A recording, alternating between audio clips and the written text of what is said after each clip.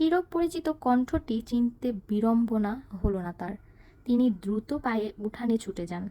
গেটের পাশে নিথরের মতো পড়ে আছে মোর্শেদ মোড়ল। তার গায়ে শীতের চাদর, হাঁপড়ের মতো ওঠানামা করছে বুক, যেন দম ফুরিয়ে যাচ্ছে। হেমলতা চোখে মুখে ছড়িয়ে পড়ে উদ্বেগ। তিনি দুই হাতে মোর্শেদকে আঁকড়ে ধরেন। পদ্মজা পূর্ণা দৌড়ে এলো সাহায্য করতে। মোর্শেদের এমফাইসিমা রোগ আছে। এই রোগে অল্প চলাফেরাতেই শ্বাসটানের উপক্রম হয় এবং দম ফুরিয়ে যায়। শ্বাস নেবার সময় গলার শিরা ভরে যায়। 3 মা মেয়ে মোর্শেদকে ধরে ঘরে নিয়ে যায়। মোর্শেদ হুট করে বাড়ি ছাড়ে, হুট করেই বাড়ি ফেরে। কখনো কাক ডাকা ভোরে, কখনো নিশুতি রাতে, কখনো কাঠফাটা রোদে। তার মনে পড়ে নিজ আলয়ের কথা। ফিরে আসে ক্ষিপ্ত ঘোড়ার মতো। মোর্শেদের এমফাইসিমার রোগটা ধরা পড়ে 7 বছর আগে। তার অ্যাজমা ছিল, আবার ধূমপানেও আসক্ত। ফলে ফুসফুসের এই রোগটি খুব দ্রুত আক্রমণ করে বসে। মোর্শেদ খানিকটা সুস্থ হয়ে রাত 1টার দিকে ঘুমিয়ে পড়েন। পূর্ণা প্রেমা ঘরে গিয়ে শুয়ে পড়েছে। পদ্মজা বারান্দার ঘরে ঝিম মেরে বসে আছে। তার চোখের দৃষ্টি জানালার বাইরে। জ্যোৎস্না গলে গলে পড়ছে। কি সুন্দর দৃশ্য!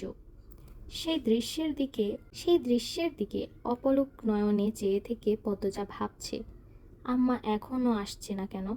সে আজ সব বলতে চায়, হৃদয়ের ক্ষত বয়ে বেড়ানো যাচ্ছে না। কিছুক্ষণের মধ্যে দরজার পাশে এসে দাঁড়ান হেমলতা। হাতে থাকা হারিকেনের তীব্র আলোয় পদ্মজা গুটিয়ে যায়। হেমলতা হারিকেনের আগুন নিভিয়ে পদ্মজার পাশে গিয়ে বসেন। পদ্মজা সব কিছু বলার জন্য তৈরি ছিল, তবুও অপ্রস্তুত হয়ে পড়ে। ভীষণ অস্বস্তি হচ্ছে।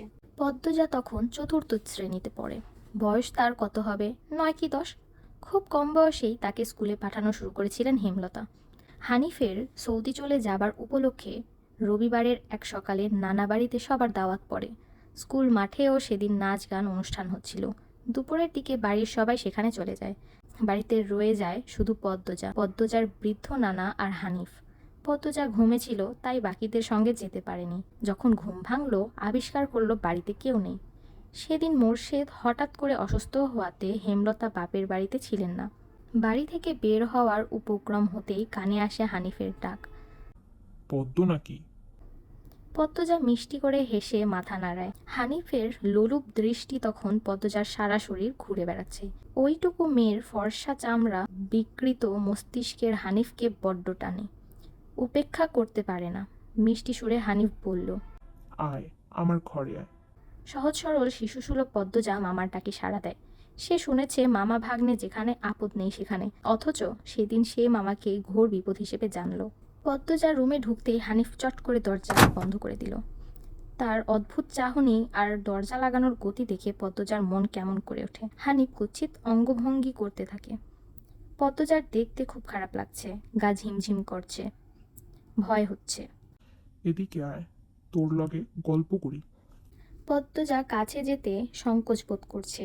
হানিফ পদ্মজার ডান হাতে ধরে টেনে কোলে বসায়। পদ্মজার বাহুতে গভীরভাবে স্পর্শ করে বলে, তুই জানোস তুই যে সবার থাইক্কা বেশি সুন্দর? হানিফের প্রশ্ন পদ্মজার কানে ঢুকেনি। সে মোচড়াতে থাকে কোল থেকে নামার জন্য। আপত্তিকর স্পর্শগুলো পদ্মজাকে খারাপ অনুভূতি দিচ্ছে। তার কান্না পাচ্ছে, মাথা ভনভন করছে। হানিফ গলার জোর বাড়িয়ে মিষ্টি করে বলল, মোসরাস কেন রে সেরি? শান্তি মতো বইয়া থাক। মামা মেলা থাইক্কা সাজনের জিনিস কিন্না দিমু।